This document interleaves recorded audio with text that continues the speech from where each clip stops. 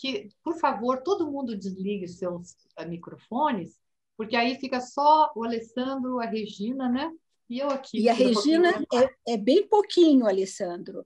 Eu vou só dizer quem vai ser maestra e comandar o dia de hoje, como sempre, nessas apresentações que fazem tanto bem a gente, é a professora Clarice. Mas, Alessandra, eu quero dizer a você que eu admiro sua carreira, eu acompanho sua carreira por intermédio da minha amizade grande por sua mãe, Ragnilde, e também por sua excelente qualidade de músico, de violinista e sua seriedade como artista clássico, um artista que estuda, que é sério e que tem um talento inigualável.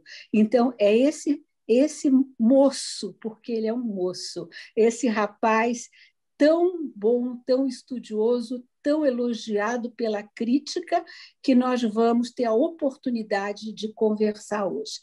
Clarice, o público é seu. Obrigada, Regina. Obrigada sempre pelas palavras tão carinhosas. Boa noite a todos, agora solenemente, né? Já estava falando com alguns de vocês. Realmente, hoje é uma noite muito especial, né? Para o Solar e para mim, porque a gente acompanha o Alessandro há muito tempo. Mas a finalidade desse Falando sobre Música é justamente pontuar para todos nós o que ele já fez, o que ele está fazendo, né? Para a gente ter uma proximidade entre o artista e o público e o artista. Porque, como nós estávamos falando aqui, a Graci e o Norton também comentaram, o público precisa do artista, mas o artista também precisa de nós, né?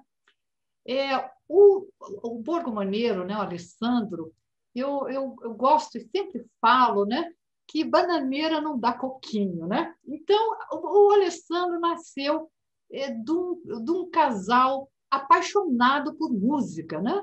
Ele é filho de diplomatas, então ele teve assim a oportunidade de viajar pequenininho, né, para vários lugares. E aí, quando ele tinha 4 anos, ele começou a estudar violino em Sófia, na Bulgária, né? E a preocupação dos seus pais, justamente, era que eles se mudavam praticamente a cada 4 anos, né? Como é que iam fazer levando uma criança para cá e para lá? Então, queriam deixá-lo em um internato, né? Então, achava assim que o violino seria um amigo dele, né? E o Guido, né, o pai do Alessandro, que eu tive também o prazer de conviver um tempo, né, era excelente violinista. Então, ele começou o violino com essa finalidade, né? Como qualquer criança que começa, a mãe tem que estar ali, ó, tem que estudar, está na hora de estudar, né? Só que o Alessandro pensou assim, mas eu não tenho um amigo que toca violino, né? Como é? Eu converso com ninguém que toca violino. Mas quando vieram para o Brasil, ele tinha 12 anos, né, que tiveram para o Brasil, acho que 12 anos, ele foi estudar, fazer vamos supor, um curso em Brasília, você veja a importância desses cursos, né, que tem, e nesse curso ele cruzou com vários amigos que também estudavam violino, e aí ele despertou seriamente para esse instrumento.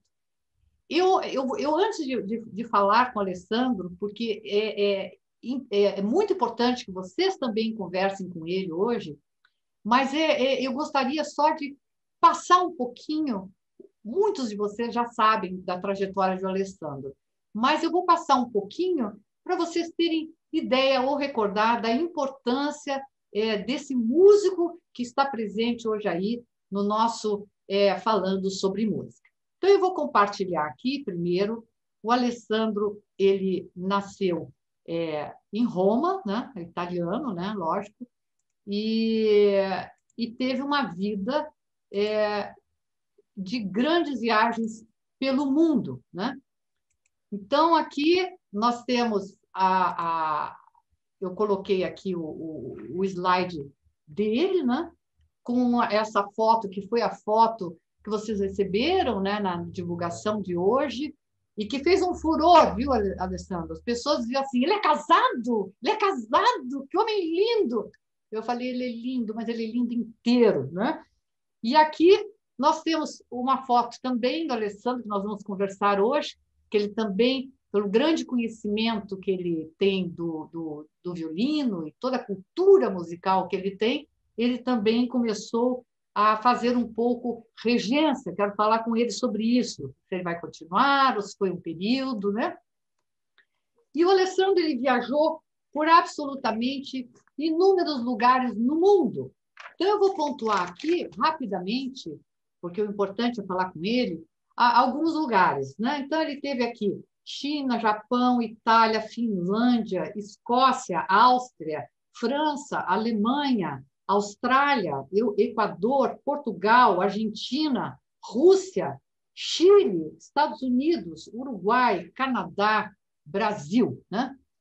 E para a gente iniciar no clima, né? E já passar para falar com o Alessandro e dar as boas-vindas, agora diretamente, vamos ouvi-lo, então, tocar um pouquinho para essa beleza de som, com uma obra de Sarasate, que daí fica uma homenagem também aos alunos que fizeram, eu estou fazendo um passeio pelo mundo esse ano, e justamente agora nós fizemos um passeio pela Espanha, né? Então, vamos ouvir Sarasate, a canção, a melodia cigana, né? Linda. Vamos ouvir só um pedacinho para a gente já sentir a beleza do violino do Alessandro.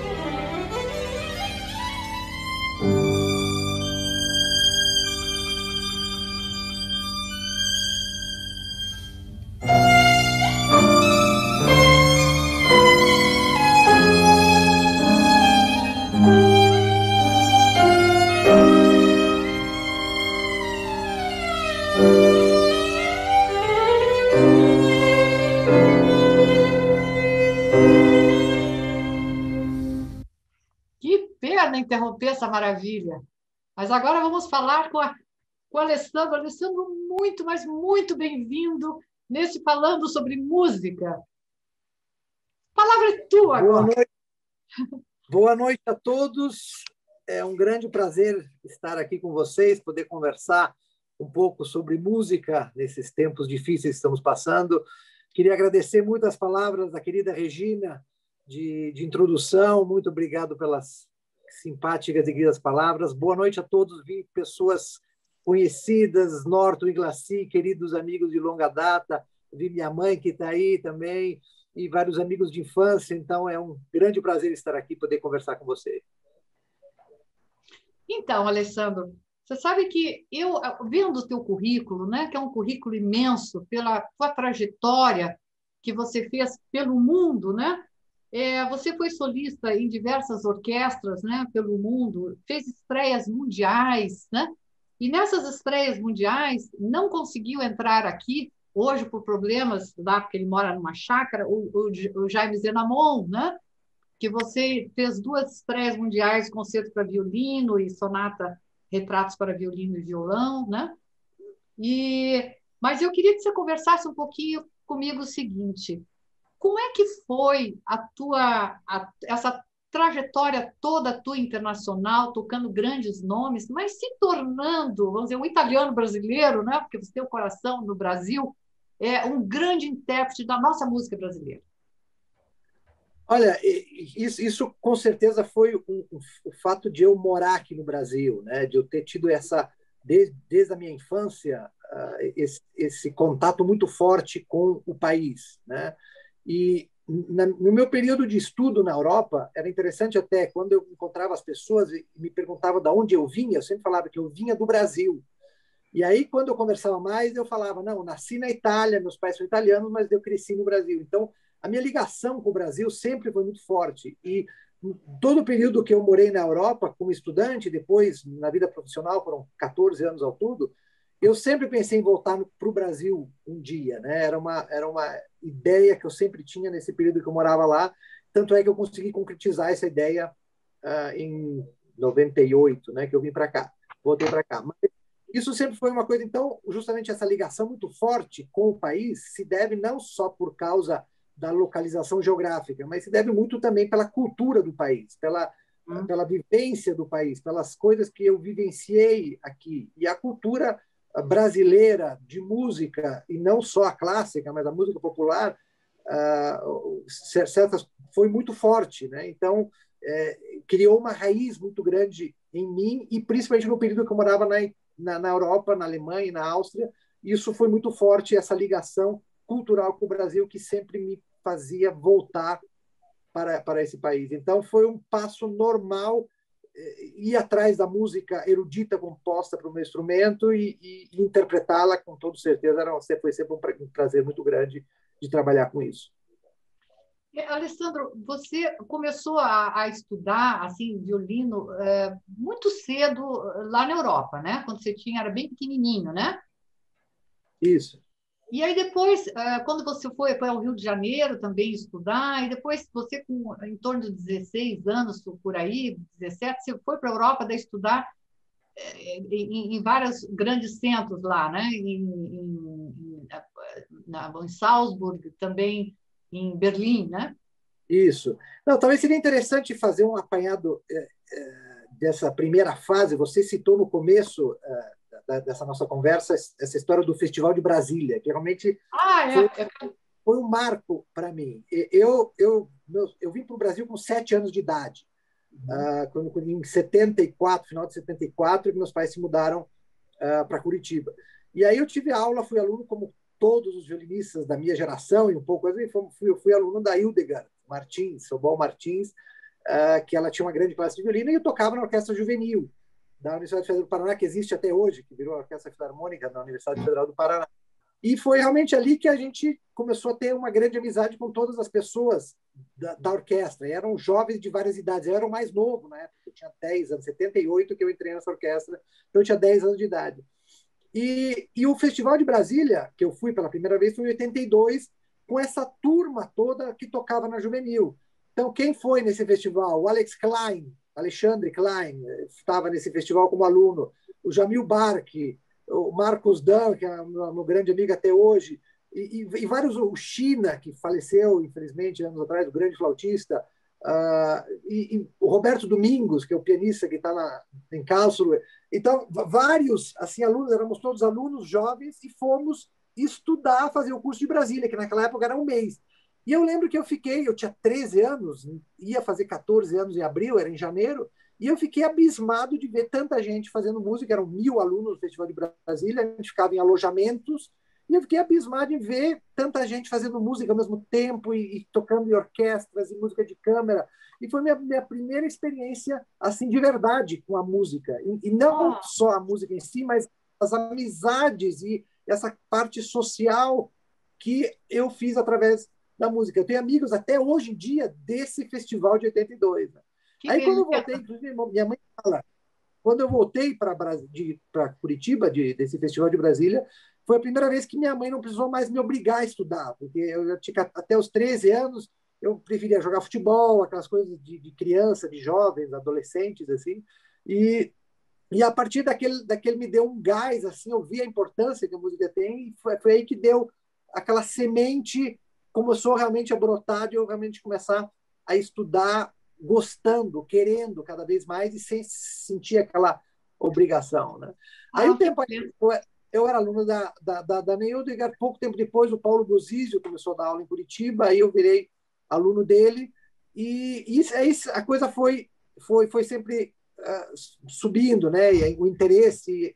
E aí tem uma outra coisa interessante, aproveitando que eu não sei se o Norton tá aí, eu sei que a Glaci está, se ele está, mas a Orquestra de Blumenau, eu fiz um festival em Blumenau em 84, 2 anos depois, ou seja, eu tinha 82, 84, foi aqueles festivais internacionais de Blumenau, e eu fui como aluno em 84, então eu tinha 15 anos. E nesse festival eu toquei na orquestra do festival, e logo depois, no mês seguinte, eu fui convidado para integrar a Orquestra de Câmara de Blumenau, que naquela época era uma das grandes orquestras brasileiras, um grande trabalho feito. Não, sem dúvida. A gente sente E, saudade até dessa orquestra.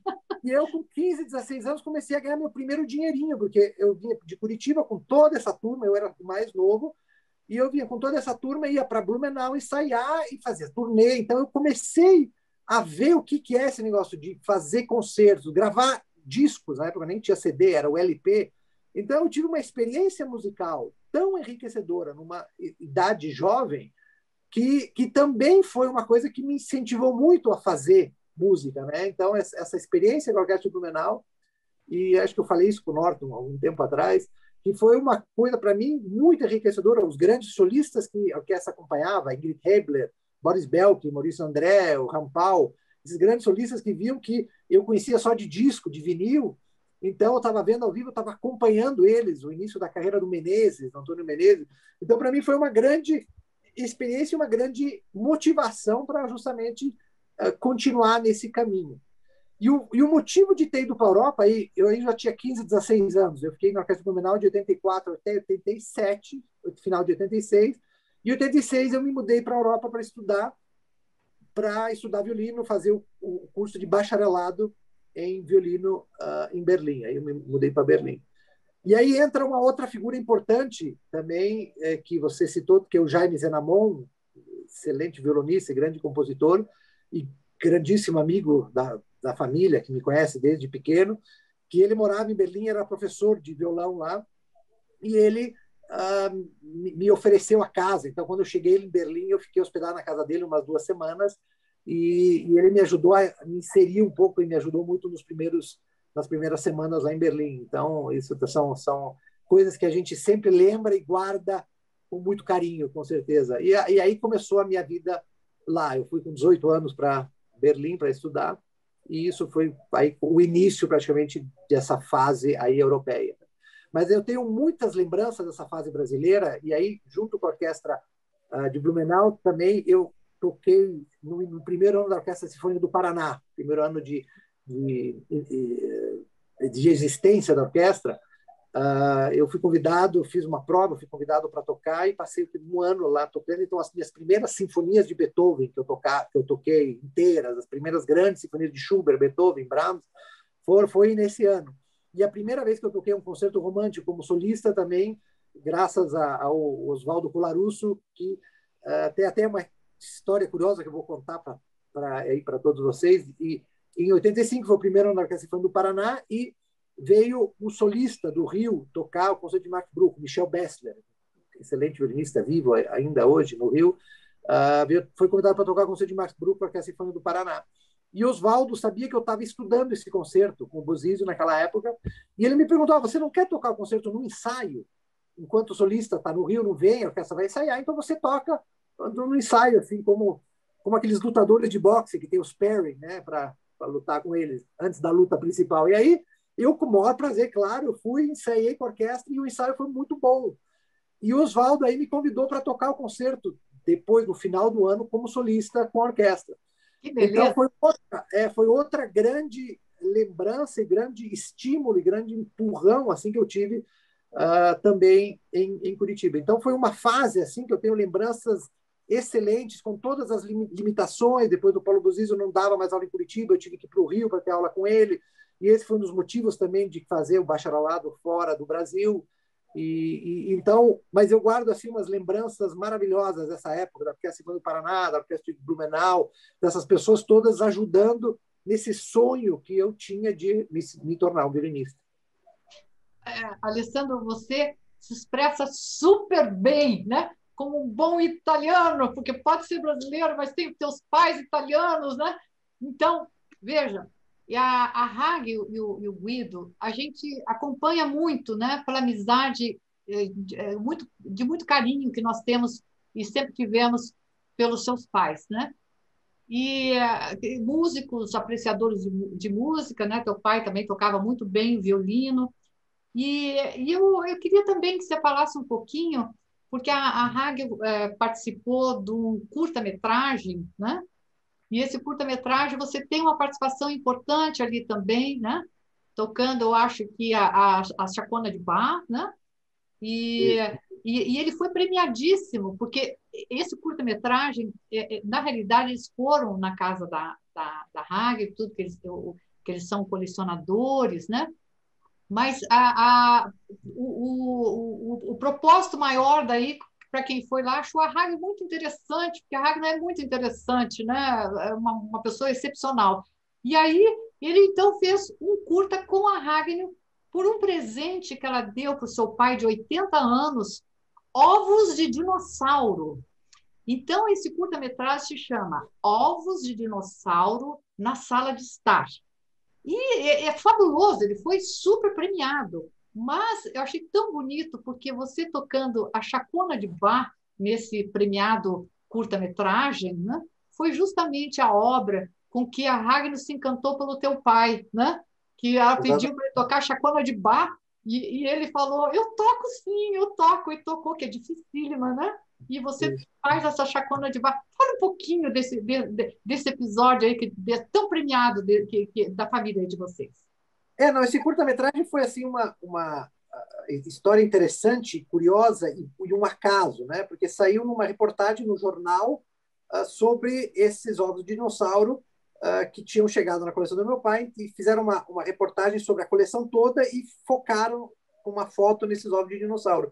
E um jornalista de Londrina, acho que era a Folha de Londrina, que também era diretor de cinema, estava estudando direção de cinema, que é o Rafael Urban, ele entrou em contato comigo, me ligou, e querendo mais informações e tal, se podia falar com minha mãe, que queria mais informações a respeito, ele estava pensando em talvez pensar em algum filme, e aí entrou em contato com minha mãe e foi na casa da minha mãe para ver a coleção, e aí veio essa ideia, e perguntando para minha mãe se ela tinha interesse de participar desse filme, desse longa-metragem, de curta-metragem, né?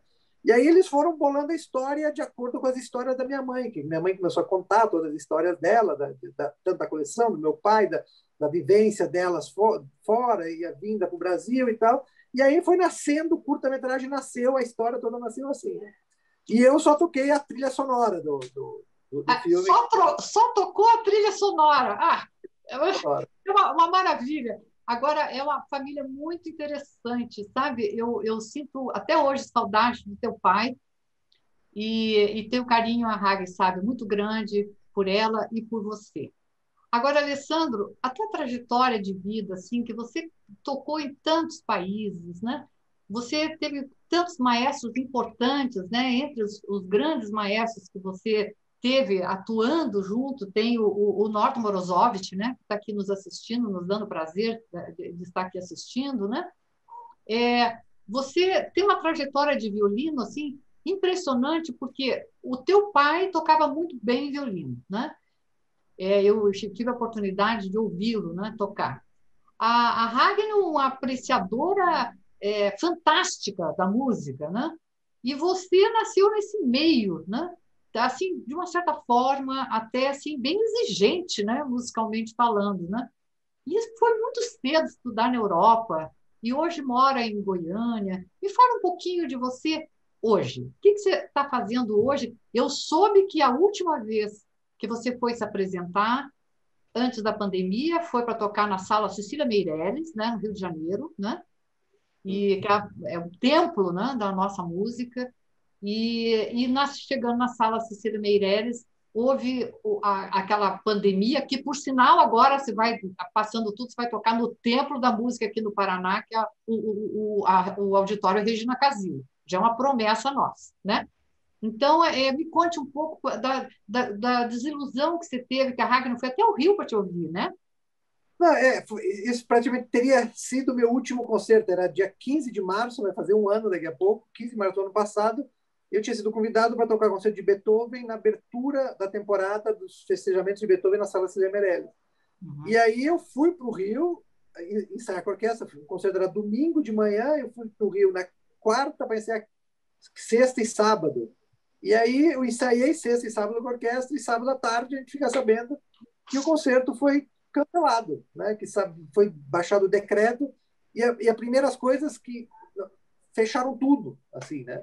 E os ensaios foram no Teatro Municipal, numa sala de ensaio no Teatro Municipal. Foi o ensaio de quinta-feira, na sexta-feira. No dia antes, eu encontrei o Ira Levin, vocês devem conhecer, o maestro americano, que é o maestro do Teatro Municipal lá. Eles iam fazer a abertura da temporada de 2020, e eles foram cancelados assim 2 horas antes porque eu acho que o decreto saiu às 18 horas, 6 da tarde, e o concerto da orquestra era 20 horas no sábado. Uhum. E aí eles cancelaram o concerto 2 horas antes, assim, quer dizer, as primeiras coisas, isso é que é a nossa tristeza, as primeiras coisas que foram canceladas foram teatros, cinemas, né, todas as casas de espetáculo, teatros foram imediatamente fechados. E provavelmente nós vamos ser os últimos a abrir. Então, eu estava no Rio, o concerto era no dia seguinte, foi cancelado. Então, foi uma frustração muito grande de ter tido todo o trabalho de preparação, viagem para lá, para chegar. Minha mãe tinha ido de Curitiba para me ver, a gente ia se encontrar lá. E, infelizmente, não deu certo. Alessandro, você sabe que você tem várias obras dedicadas a você, né? Tem 2 obras do Jaime Zenamon, que nós já falamos dele, o nosso querido Jaime, como eu falo, né? O Zenamon. Tem do Estércio Marques Cunha, que fez uma catica antiga, né? O Zoltán Paulini, que fez Hipnose, né? Para 2 violinos. O Henrique Vieira fez também obra para você, Viviane Cortez. Rinaldo Zamay também dedicou. O arranjo que ele fez para Luísa, de Tom Jobim, que deve ser lindo, né? Mas você tem muita importância, além disso, até eu coloquei aqui que tem pintores também, que a casa da Ragno é uma verdadeira maravilha, né? Existe coisas assim únicas, belíssimas, né, na casa dela. E tem, inclusive, o Celso Poppio, né, fez 3 obras dedicadas, né, a você, além das obras feitas para Ragno, né? Mas você foi o primeiro a tocar um concerto aqui no Brasil, de Shostakovich, muito difícil, que é o concerto para violino número 2. Antes de nós abrirmos para todo mundo conversar, né, eu vou pôr você tocando esse concerto. Concorda? Então, Claro. Vamos lá. Você que manda. Não, aqui ninguém manda, aqui somos todos.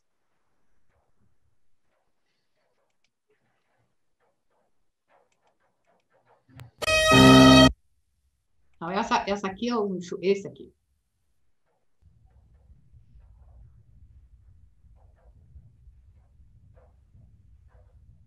Tem que pular esse aqui.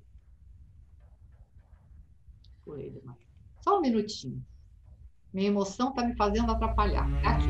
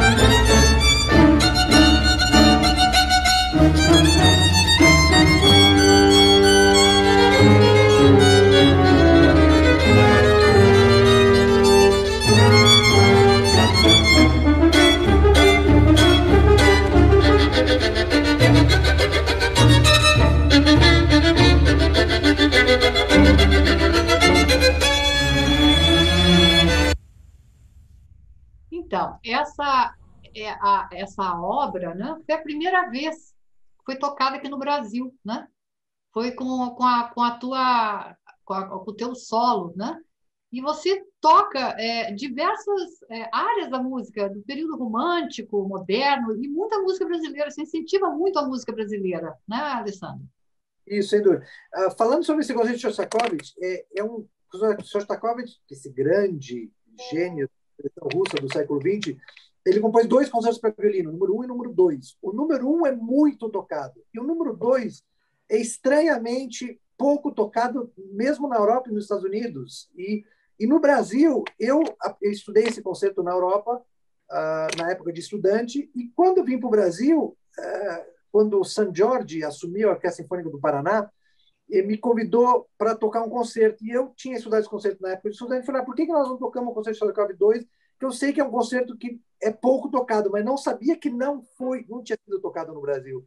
Então, nós acabamos descobrindo que ele nunca tinha sido feito no Brasil, conseguimos as partituras, tivemos que encomendar, alugar as partes desse concerto, e aí foi feita a primeira execução brasileira, foi feita em Curitiba, com a Orquestra Sinfônica do Paraná, em 2002, com o San Jorge, com o Alessandro, meu xará, na regência. E esse concerto dessa gravação foi um concerto em Porto Alegre, com a Orquestra de Câmara do Teatro São Pedro, esse lindo teatro, que é o Teatro São Pedro de Porto Alegre, e foi em homenagem no ano que David Oistrakh, esse grande violinista russo, faleceu, em 74. Então, eram 40 anos da morte de David Oistrakh, que é o dedicatário desse concerto e fez a primeira execução desse concerto em 1969. Que beleza, que importante, né, que foi esse dia, né? O Neto precisa falar comigo. Mas então, Alessandro, eu penso que a gente podia agora abrir para perguntas, né? Que as pessoas gostariam de saber, conhecer mais da tua vida e da tua trajetória. Eu só vou pedir que todo mundo que for perguntar desabilite ali o microfone, aquele vermelhinho ali à esquerda, mas em seguida que fizer, depois fechar para não ficar muita gente, o som não ficar prejudicado. Então, quem quiser começar aqui, já dá uma luzinha que eu já chamo. Quem gostaria de perguntar alguma coisa para o Alessandro? Ou falar, né? Não precisa perguntar, também falar. Eu gostaria de falar alguma coisa, Clarice. Glaci, um prazer, então, Glaci. Grande pianista e casada com o maestro e o grande flautista Norton Morozovich, né? Nossos amigos de longa data, né? Pois é, eu tenho várias qualidades, uma delas é estar casada com o Norton, mas a outra é ser muito amiga do Alessandro. Então, ele ainda não falou, não contou, mas no início você quis dizer isso. Como é que ele foi parar em Goiânia? Eu sei um dos motivos importantíssimos, e o motivo se chama Juliana, que era o que você tinha que ter respondido para alguém se perguntasse se ele era casado. Ele chegou muito em Goiânia por causa de um grande amigo que ele tem lá, que ele conheceu até fora do país, e que é o Volney, que também é muito próximo de mim. E o Alessandro, quando chegou em Goiânia, ele se encantou com a cidade, com os amigos e principalmente com a Juliana. Aí ele acabou prestando um concurso na universidade, excelente para a universidade. Hoje ele é responsável por uma classe excelente de formação de violinistas. O professor atual da escola, que é um dos melhores professores que a gente tem, que é o Luciano, foi um aluno cria do Alessandro, né? E ele mora em Goiânia e parece que se dá muito bem. E o outro motivo é que lá nasceu, eu não sei se nasceu lá, mas criou-se lá o Léo, que é o filho dele. Não é? Então, esse lado familiar, ele ainda não falou. Talvez fosse bom ele dizer alguma coisa sobre isso. Mas antes disso, tem que dizer se é coincidência ou não, mas é o segundo curitibano que foi para Goiânia, né? Tem alguma coisa nas Goianas. Bebê, né? Isso que eu dizia. Tem algum mistério aí, né? Isso, na verdade, é um prazer falar com você. Falando que é o segundo, mas é o terceiro, porque tem também o grande compositor Henrique de Curitiba, que passou uma boa parte lá da sua vida, né? Nossa, que maravilha, o Henrique. Convidado aqui pela Glaci, na época, precisava um professor de composição.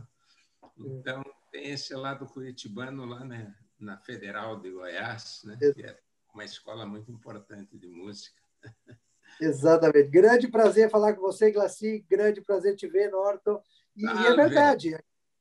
A Glaci falou, esse foi um dos motivos que eu vim para o Goiânia, como eu falei antes, que eu sempre vivi na Europa com essa ideia de querer vir para o Brasil, e através desse nosso amigo em comum, Vone Unis, que é professor de piano da universidade, que foi aluno da Glaci, da universidade também, ele foi meu colega de estudo em Salzburg, na Áustria. Ele voltou para Goiânia em 91, 92, para assumir o cargo de professor de piano na Universidade Federal de Goiás, e eu comecei a vir para Goiânia porque eu tocava em duo junto com ele já na Europa no período de estudante. Então ele começou a organizar concertos, então desde 93 eu vinha todo ano para Goiânia para tocar e conhecer, eu dava alguns masterclass, algumas aulas assim para o pessoal em Goiânia. E em 96 eu conheci a Juliana, em 97 a gente casou, logo depois houve um concurso para professor de violino e viola da Universidade Federal de Goiás, que eu acabei passando, e aí virei colega do Norton, que o Norton era professor de flauta da Universidade Federal de Goiás também, e nós viramos colegas, e aí aquela história que eu contei no começo, que eu entrei na Orquestra de Câmara de Blumenau em 84, onde o Norton era o maestro, 13 anos depois eu viro colega do Norton na Universidade Federal de Goiás. Olha só! Uma história que, um ciclo que se E ainda tem mais uma outra coincidência. Tem mais uma coincidência interessante, que quando a orquestra estava tocando em Salzburg, levados ninguém menos do que a Ingrid Herder, quem eu encontro lá, o casal Borgo Maneiro, né? Dona Raga, que deve estar aí, vai lembrar disso, estava lá na plateia. Dessas coincidências, como é que pode? Isso foi em 1990, eu estava lá como estudante em Salzburg, porque vocês foram... Vocês vieram 2 vezes, eu lembro de vocês 2 vezes, 2 anos seguidos, tocando em Salzburg. Né? 90, 91 ou algo assim, né? E uma vez com a Glaci também, você também tocou. Também toquei. Exatamente, eu lembro de vocês por lá também. Exatamente. A Glaci é uma excelente pianista. Então, é um casal de ouro ali, viu, gente?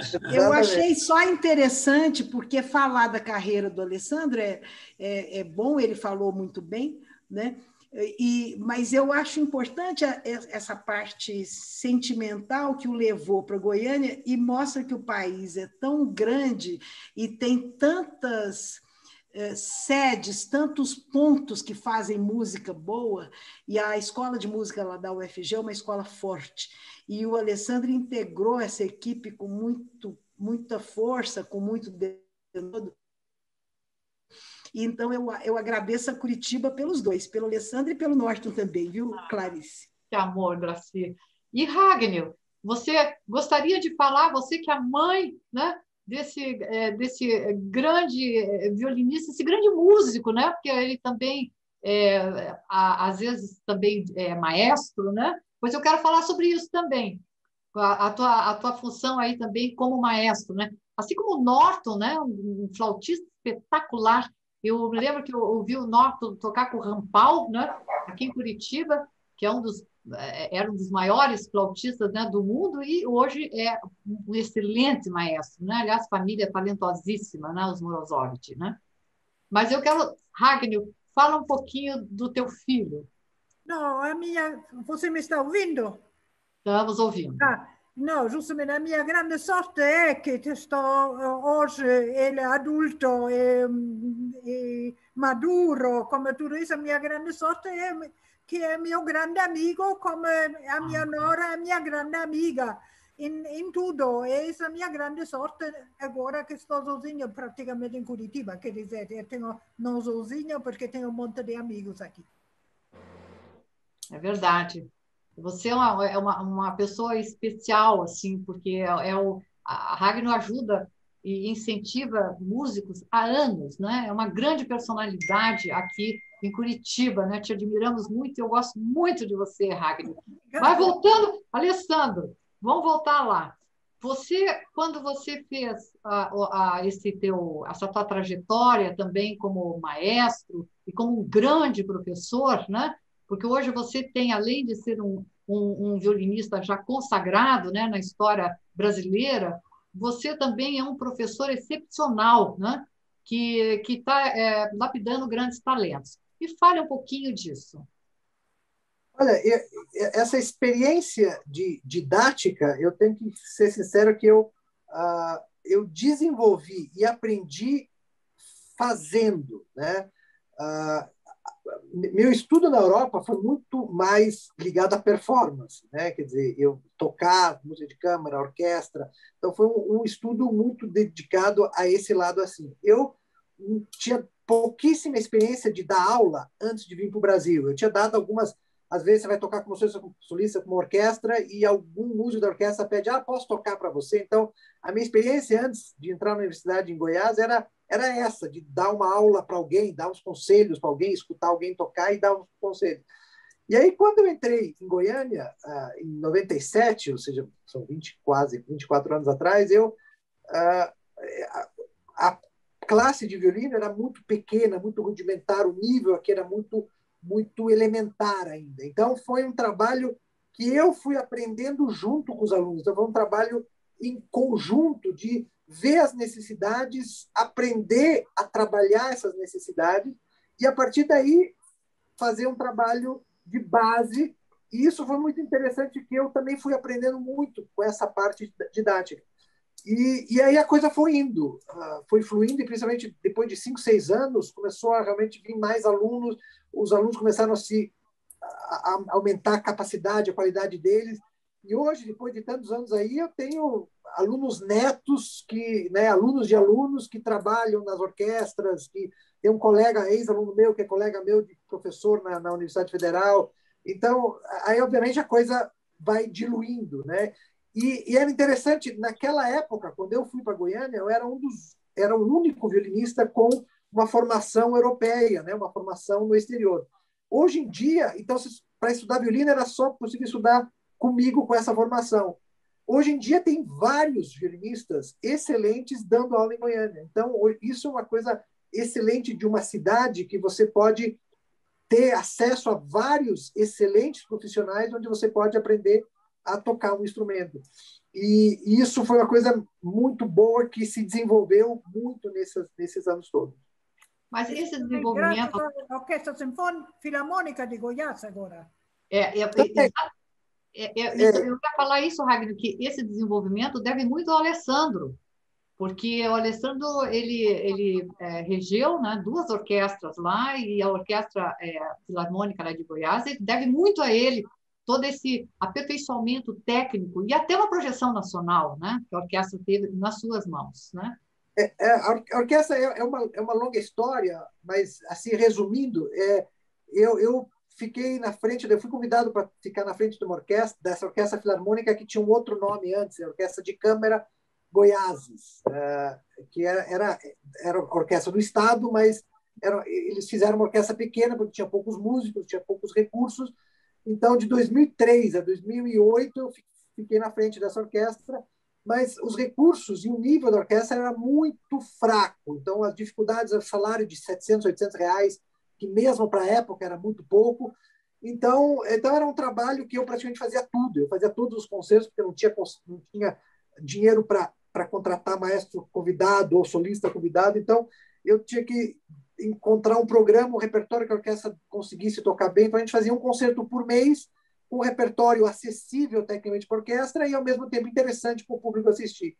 E mesmo com todas as dificuldades, conseguimos fazer bons concertos, assim, né? Eu lembro que a gente fazia um trabalho junto, e a Glaci vai lembrar, a Glaci era diretora da Escola de Música e Artes Cênicas da universidade, então eu juntei muito as duas instituições para que a orquestra também tocasse junto com a universidade. Muitos integrantes da orquestra eram alunos da universidade, então a gente fez um trabalho muito em conjunto, Norton regeu e algumas vezes também. A orquestra fazia parte dos festivais da universidade, então conseguimos fazer um trabalho em conjunto bacana para justamente fortalecer a orquestra que estava em momentos muito difíceis. E aí em 2012, eu fui convidado de novo para voltar para a orquestra aí com uma ideia de uma reestruturação total que aconteceu em 2013. Aí mudamos o nome para a Orquestra Filarmônica, porque ela ia voltar a ser grande, e conseguimos, aí com uma pessoa ligada, muito fortemente ligada aos políticos e ao governo na época, que conseguiu 50 cargos com salário de R$ 4.000 para formar a nova Orquestra Filarmônica de Goiás. Então, isso foi uma coisa muito, muito bacana que a gente conseguiu, e aí realmente deslanchou. Isso foi uma grande mudança para a cidade, porque vieram para a cidade, como a Universidade Federal não tem os cursos de oboé, fagote e trompa agora, contratou um professor de trompa, mas eram instrumentos onde os músicos da cidade eram muito limitados. E com a vinda da Filarmônica, começamos a ter excelentes instrumentistas de todos os instrumentos, principalmente esses, oboé, trompa e fagote, que a gente não tinha bons instrumentistas na cidade na época pela falta de professor, pela falta de um curso, pela falta de alunos, pela falta de interesse. E isso, através da criação da nova Orquestra Filarmônica, deslanchou completamente e criou várias orquestras jovens. E aí cada músico desses instrumentos começou a dar aula particular, começou a fazer seus grupos. Então, o negócio assim teve um crescimento enorme e foi uma revolução na música em Goiás, essa nova Orquestra Filarmônica que trouxe muita gente boa para a cidade. Sem dúvida. Clarice, Oi. Clarice, eu queria fazer uma pergunta para o Alessandro. Sim, Cecília, pode fazer.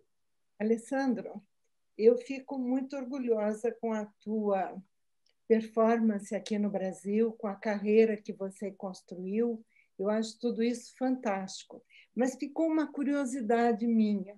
Você teve toda uma formação europeia, começando quando criança, nasceu em Roma, viveu até os 12 anos lá, depois saiu várias vezes do Brasil, etc. Mas o que me deixa curiosa é perguntar para você o que te atraiu nesse começo, quando você chegou no Brasil. O que o Brasil te ofereceu que fez com que você resolvesse: aqui eu vou ficar?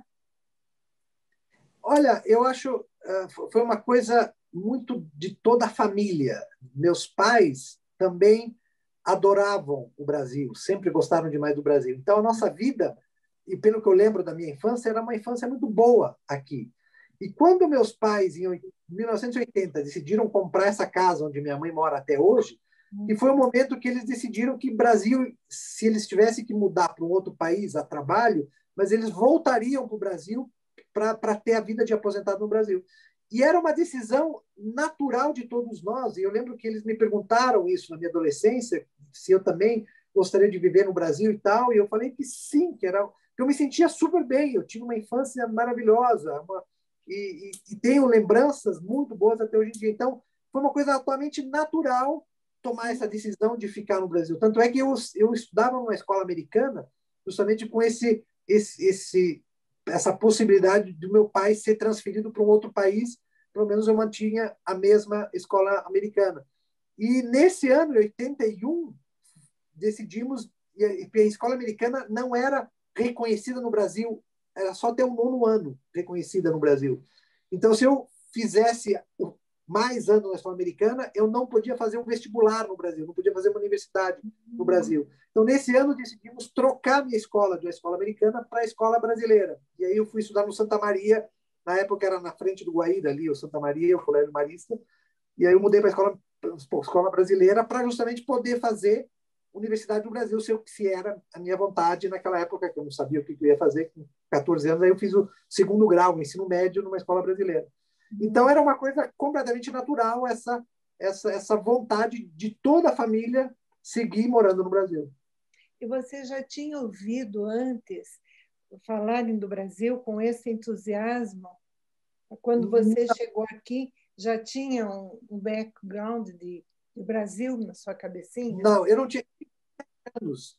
E ainda mais estava vindo de um país da Bulgária. Eu tinha morado 3 anos na Bulgária, dos 4 aos 6 anos. Aí passamos um período curto em Roma, onde eu fiz uma parte da primeira série em italiano, primeira série do 1º ano do colégio em italiano.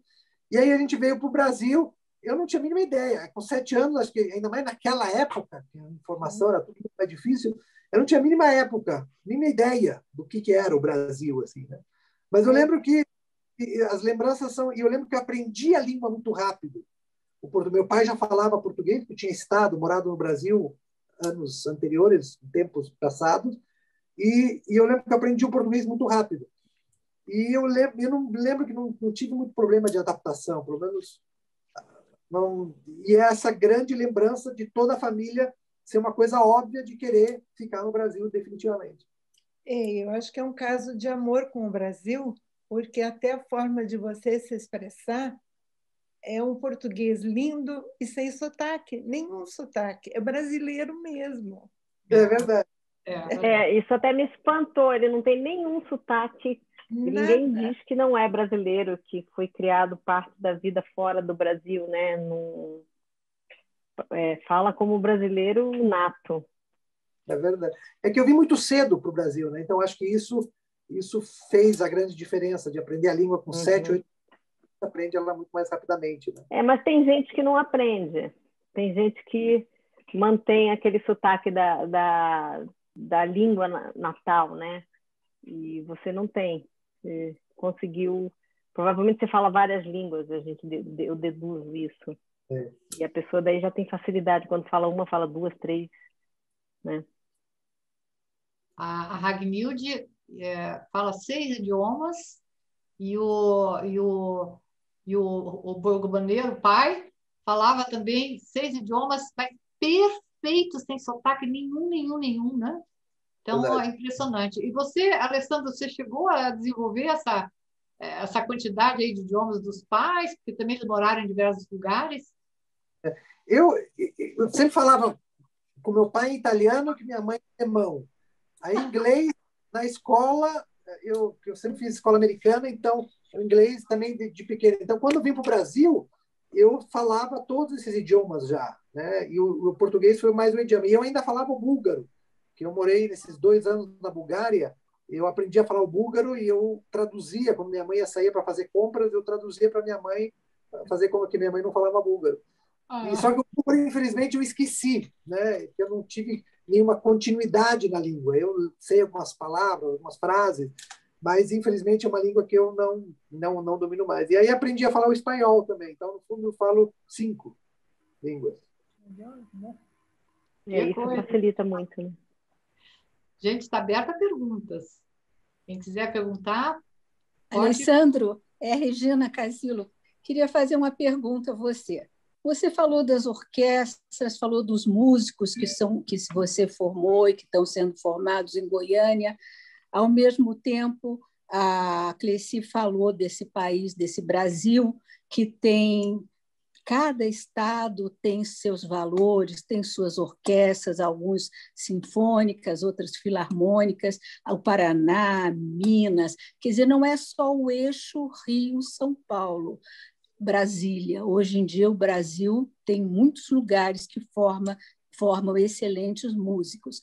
Mas, Alessandro, como é que está o mercado de trabalho, independente de pandemia?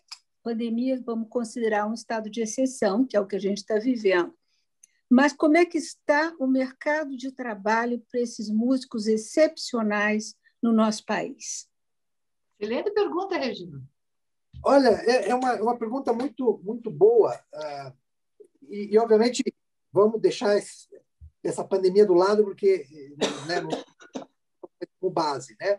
Mas eu acho que o Brasil tem uma vantagem que, como é um país novo, e dentro da música erudita, da música clássica, é um país em ascensão, ou seja, que está construindo uma identidade musical, construindo uma tradição musical, né? Coisa que na Europa, obviamente, em certas cidades já tem uma tradição já de vários séculos, né? E aqui não está tudo em construção. Então, o Brasil é um dos poucos países que até um tempo atrás estava criando orquestra. Enquanto nos Estados Unidos e na Alemanha, que obviamente não dá para comparar porque o número é enorme, mas lá algumas orquestras estão fechando, é difícil uma cidade criar uma orquestra nova na Alemanha. Mas aqui no Brasil, obviamente sem fazer nenhuma comparação de quantidade e qualidade, mas o Brasil é um país que está criando orquestra. A possibilidade de criar uma orquestra é muito maior no Brasil do que na Alemanha, por exemplo. E isso foi uma das coisas que vários músicos que vieram para Goiânia com essa nova orquestra filarmônica que nós criamos lá em 2013 ficaram surpresos de ver uma orquestra criada nova, praticamente. Existia uma infraestrutura pequena, mas e isso é uma coisa que acontece no Brasil. Com todos os problemas, eu sei que orquestras também fecharam no Brasil. Isso é muito triste. São Bernardo do Campo, São José dos Campos, a Banda Sinfônica de São Paulo, tal, isso realmente é uma grande tristeza também. Mas a possibilidade de abrir novas orquestras, de existir novas orquestras aqui é maior do que fora do Brasil. Então, isso é uma coisa que às vezes a gente não pensa, né? Eu raramente ouvi falar de uma orquestra criada na Alemanha.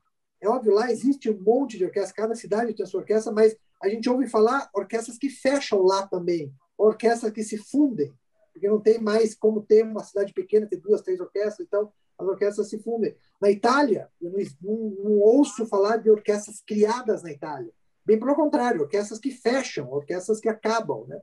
Então, o mercado do músico sempre restrito, né? Porque não tem tanta, principalmente instrumentista de sopro, flauta numa orquestra, são 4 no máximo. Violinos ainda tem 20, 30 violinos que cada orquestra necessita. Então, a internet agora parece que a gente congelou. Perdemos muito do que você falou, Alessandro. A internet nossa está flutuante. Aqui, e Norton, só para vocês ficarem tranquilos, vocês vão receber a gravação, viu? Tá sem som. Então, sim. Mas só assim, terminando essa história em relação ao mercado de trabalho, é um mercado de trabalho que requer uma qualidade muito alta, né, do músico, e exige muito do músico. Obviamente, é um mercado de trabalho de difícil acesso, mas o músico bom no Brasil vai sempre ter trabalho, eu acho. O músico que se dedica, o músico que estuda, é uma questão de oportunidades e isso, obviamente, sem estar nessa pandemia que realmente destruiu a nossa música de concerto, né? Mas das pessoas que eu sempre tive contato em tantos festivais que eu dou aula, Campos do Jordão, o FEMUSC, o Pelotas, você vê que as pessoas conseguem trabalho, conseguem viver da música, conseguem sobreviver da música. Então, eu não vejo isso como um grande problema de você não conseguir um trabalho aqui no Brasil. Mas, obviamente, que esse cenário pode ser muito diferente em um cenário pós-pandemia, onde realmente muita coisa pode mudar, ou muito dinheiro antes investido na música e nas artes pode ser diminuído. Então, isso é um ponto de interrogação, acho, para todos nós nesse momento. Mas eu achei interessante o que você falou, me deu muita esperança, porque a gente se preocupa muito com esse mercado de trabalho, com essas pessoas idealistas que estudam tanto, que sabem tanto e que a gente gostaria de ver. O público também, nós temos que formar mais público, porque quanto mais público tiver, mais nós vamos ter músicos tocando, uma coisa puxa a outra. Agora, só para brincar, eu vou contar uma história da sua mãe. A Clarice dá aula de formação de plateia no Solar do Rosário há muito tempo. E muitas alunas iam à sala, à Capela Santa Maria, e perguntavam para as professoras, até para mim, a hora do aplauso, porque não queriam estar aplaudindo fora do momento do aplauso. Um dia eu disse para elas assim, olha, vocês olham para a Ragnilde, a hora que a Ragnilde aplaudir, todo mundo pode aplaudir também. Essa é uma brincadeira que eu fiz com a tua mãe. Mas a tua explicação me deixou muito feliz, porque isso é esperança, e a esperança também da gente se livrar, ou não digo no mau sentido, de depender de projetos de leis de incentivo. Hoje mesmo, a minha filha Lúcia, que é a diretora do Solar do Rosário, deu entrada em 2 projetos da Lei do Mecenato, aqui em Curitiba, para o funcionamento do auditório Regina Casilo, porque ainda se depende mais do público, é um público diminuto para pagar mesmo as orquestras, pagar os quartetos, pagar todos esses músicos maravilhosos. Então, os projetos ainda ajudam bastante, mas espero que chegue um dia e ele virá. Ele virá, porque nós dois somos otimistas e esperançosos. Esse dia virá que a plateia vai sustentar todas essas maravilhosas orquestras que vocês estão formando pelo Brasil. Muito obrigada, viu, Alessandra? Imagina, prazer falar sobre isso. Talvez vale a pena fazer também uma parêntese sobre esse mesmo tema da melhora que as universidades federais tiveram ao longo dessas últimas 2 décadas, última geração, porque eu lembro que na minha época de estudante era tudo também difícil, complicado. O nível que nós tínhamos na época de estudante, o nível dos violinistas hoje em dia é superior ao nível que nós tínhamos 25 anos atrás ou 30 anos atrás. Então é interessante a distribuição da informação, a quantidade de professores que foram estudar fora e voltaram, como é o meu caso, e tem um monte de colegas, amigos meus que também estudaram fora, nos Estados Unidos, na Europa, voltaram para o Brasil, formaram classes e se distribuíram fora do eixo Rio-São Paulo. Hoje, se você quiser fazer um curso bom de violoncelo, o lugar que eu recomendaria é Natal, a Universidade Federal do Rio Grande do Norte. Tem um grande professor de violoncelo, o Fábio Presgrado, que o Norte assim conhece, é um dos grandes violoncelistas brasileiros que mora em Natal. Assim como se alguém quiser aprender violino, também vai para Goiânia aprender com o Alessandro. Isso aí. Porque ele é um dos de violino no Brasil hoje. Isso, puxando a sardinha para o nosso lado, né? Mas hoje, se você quiser aprender violino, você pode aprender violino.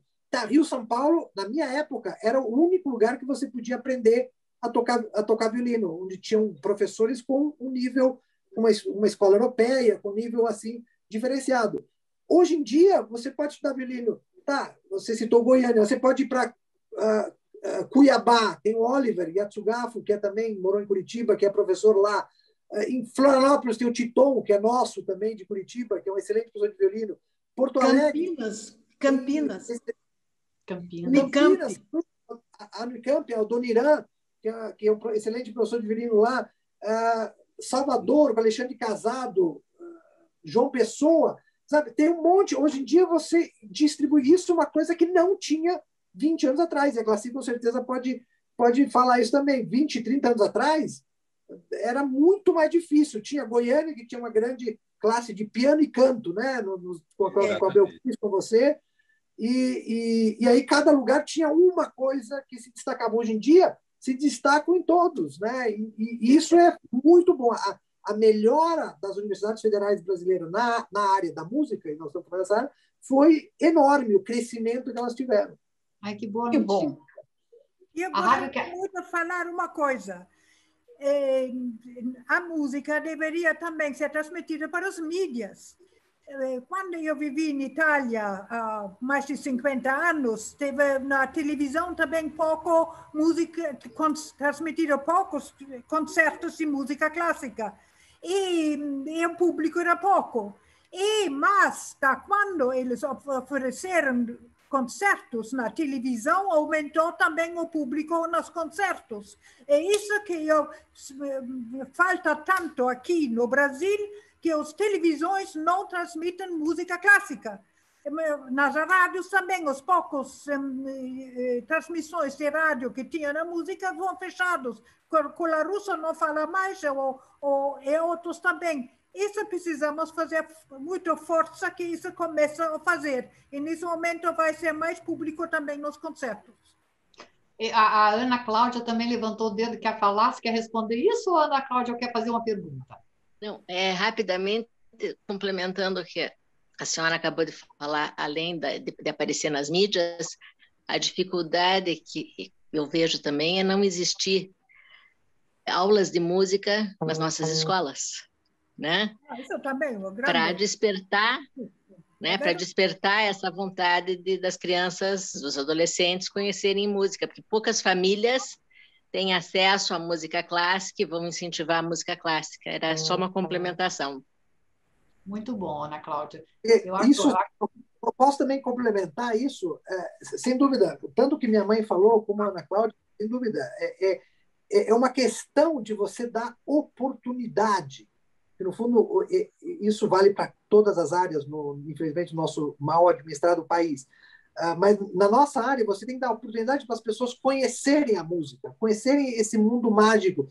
Isso foi um trabalho que a gente fez quando a gente assumiu a Orquestra Filarmônica de Goiás, na temporada de concertos, que começou em 2013, que a gente tinha os concertos, obviamente, os concertos no teatro é aquela cereja do bolo para todos nós, mas o trabalho importante da orquestra mesmo foram uma série de concertos que a gente colocou concertos nos bairros, de levar a orquestra, a gente levava 2 vezes por mês a orquestra em locais afastados da periferia, onde tinha uma igreja, onde tinha um centro comunitário, e fazia um concerto didático, e levava toda a equipe de produção da orquestra com folhetos para pegar e-mail das pessoas que se encantavam, convidava as pessoas para concertos, fazia concertos em parques, levava a orquestra para o interior do estado, para cidades que nunca viram uma orquestra na vida.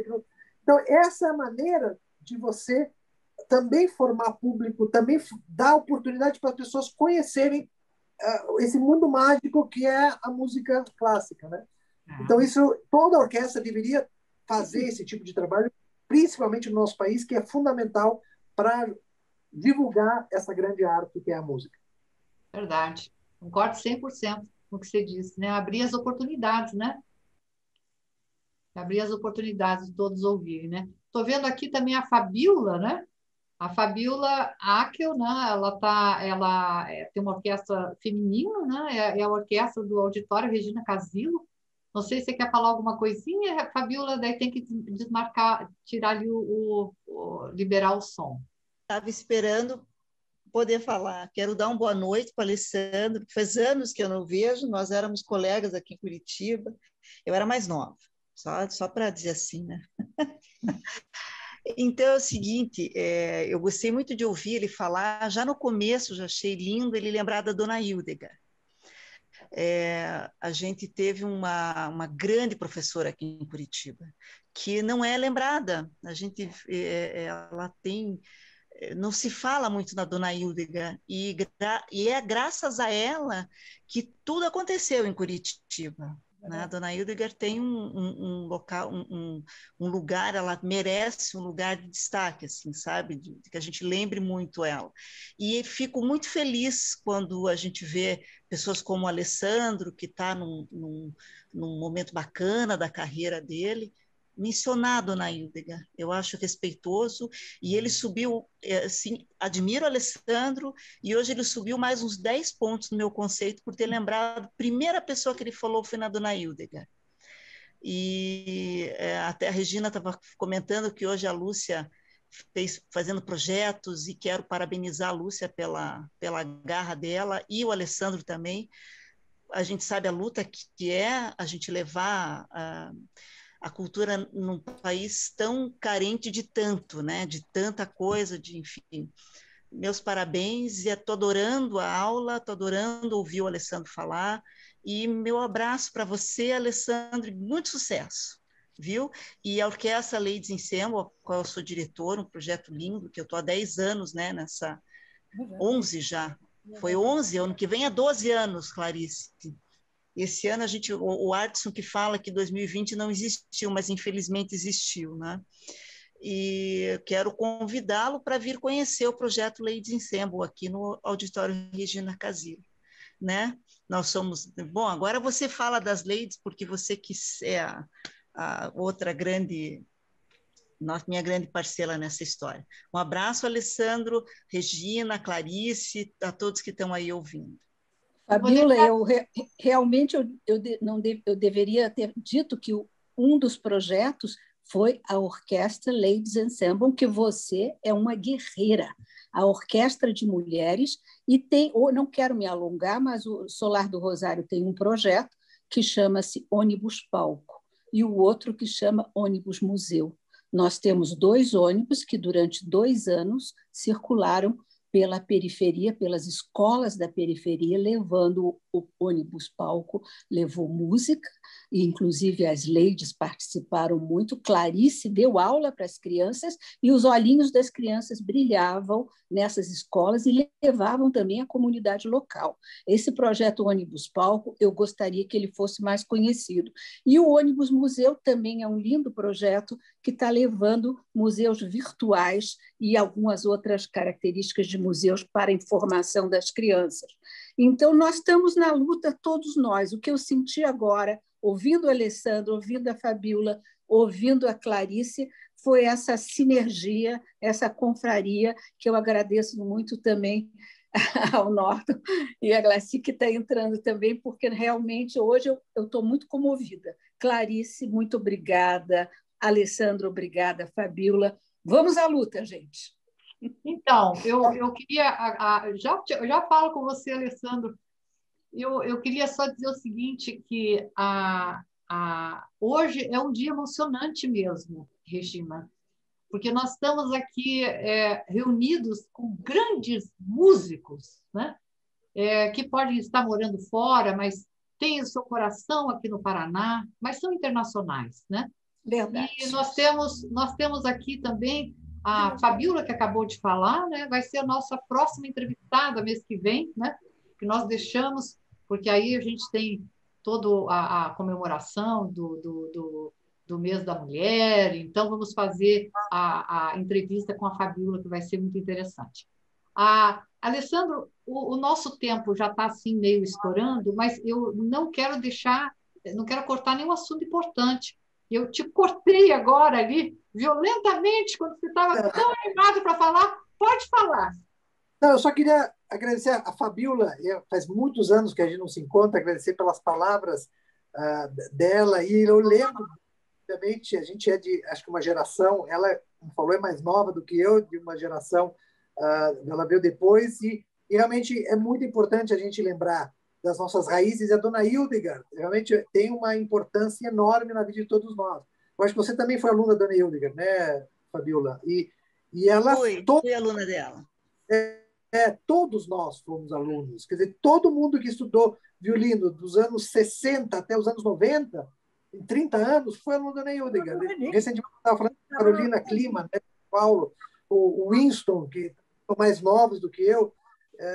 Então, e a quantidade de gente que passou por ela é enorme. E numa época que... O que tinha em Curitiba de orquestra? Tinha orquestra da Universidade Federal do Paraná, que de vez em quando, que é o Gedeão que regia, mas nós jovens nunca tocávamos lá. Então, a orquestra juvenil era a única possibilidade de a gente fazer música de uma orquestra sinfônica, que era com ela, que éramos nós os filhos dela, assim, entre aspas. Né? Então, é uma lembrança... Não sei para você, Alessandro, mas fez muita diferença na minha vida de músico, depois que eu saí, toquei fora, estudei e tal, mas essa vivência na juvenil foi muito importante. Sem dúvida. Foi muito importante. Você sempre fala isso, Fabíola. Você sempre ouço você falar isso. Foi muito importante. Mas eu queria falar o seguinte para vocês. A conversa é muito boa, porque os participantes são muito ricos de experiência, né? E eu gostaria, sim, que um dia a gente possa fazer essa reunião falando sobre música no Novo Solar do Rosário, que tem um espaço sensacional. Nós ainda vamos tomar lá uma champanhe para brindar e conversar sobre música e nos unirmos cada vez mais, né? Para a gente fazer um apoio mútuo, né? De desenvolvimento, porque o canal mesmo é a união, né? E hoje foi assim, pessoalmente, Alessandro, pessoalmente, Ragnilde, muito emocionante para mim, porque, e com certeza absoluta, eu estendo essa emoção também para a Regina, né? Porque a gente tem um vínculo de amizade com vocês. Um vínculo de muitos anos de amizade, que a gente conhece a trajetória e tudo. Então, foi mais do que hoje falando sobre música com um músico, né? Foi assim um amigo, né? Amigos. Então, eu agradeço a presença assim de todos, né? Alessandro, dá para a gente passar a noite conversando, muita coisa interessante, né? Para falar. Agradeço imensamente mesmo a tua disponibilidade, né? Mas já fica o convite que a Regina já fez, só reforçando, você se apresentar no Auditório Regina Casilo, né? Assim também com o Norton, que acho que deve estar ainda com a Glaci, né? Os nossos grandes músicos sendo valorizados por nós, né? Fabíola, eu já não falo, porque a orquestra da Fabíola é a orquestra do teatro, né? Então, já está unido. O Auditório Regina Casilo Ladies Ensemble, né? E um beijo bem grande para vocês. Muito obrigada por estarem aqui, né, participando desse mais um Falando sobre Música, tão importante da gente conversar sobre música, né? E ter essa troca de experiência tão rica, né? Todos vocês vão receber a gravação e aí podem externar. Quem não teve oportunidade de fazer alguma pergunta ou também ficou meio assim constrangido de fazer alguma pergunta, fale então nesse Falando sobre Música, que vocês vão receber imediatamente no celular de vocês. A Regina quer encerrar? Não, Clarice, você é a maestrina hoje. Então, muito obrigada. Quero agradecer. Então, eu vou fazer um pedido. Tá. Coloque mais um pouco do Alessandro tocando para a gente terminar. Tá bom? Então. Obrigada, Alessandro. Obrigado. Eu vou ver aqui o... Clarice. Oi. Queria dizer uma coisinha, só para encerrar. Pois que não? eu saí dessa reunião mais esperançosa por ver gente como você, como a Regina, como a Hagd e como o Alessandro batalhando pela divulgação da música erudita. Isso me deixa muito feliz e cheia de esperanças de que aqui no Brasil a gente também possa usufruir desse tipo de música. E parabéns para vocês que batalham por isso. Alessandro, eu acho que você foi um pioneiro em Goiás e cresceu a coisa. Então, eu admiro muitíssimo o que você faz. Como admiro o trabalho da Hagd, que ela é sempre vista e sempre considerada um modelo na batalha que ela também faz em relação às artes, em especial a música, mas em tudo.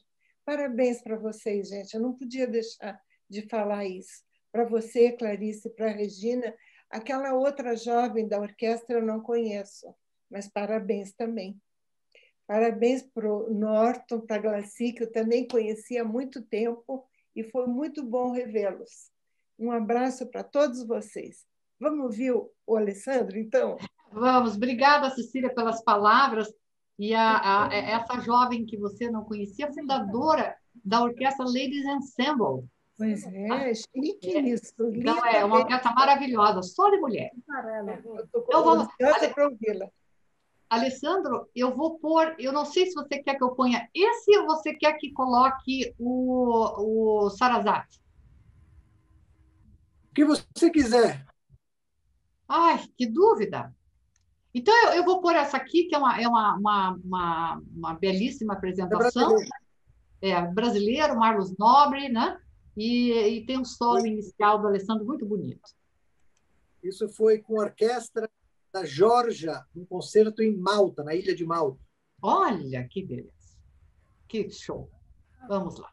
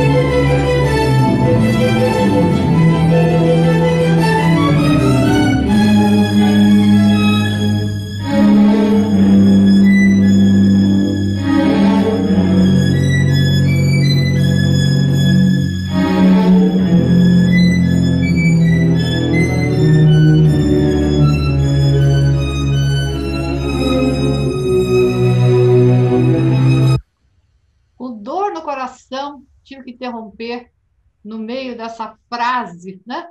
Mas vocês vão receber essa gravação. E, Alessandro, carinho imenso, né, por você, uma admiração imensa por tua trajetória, viu?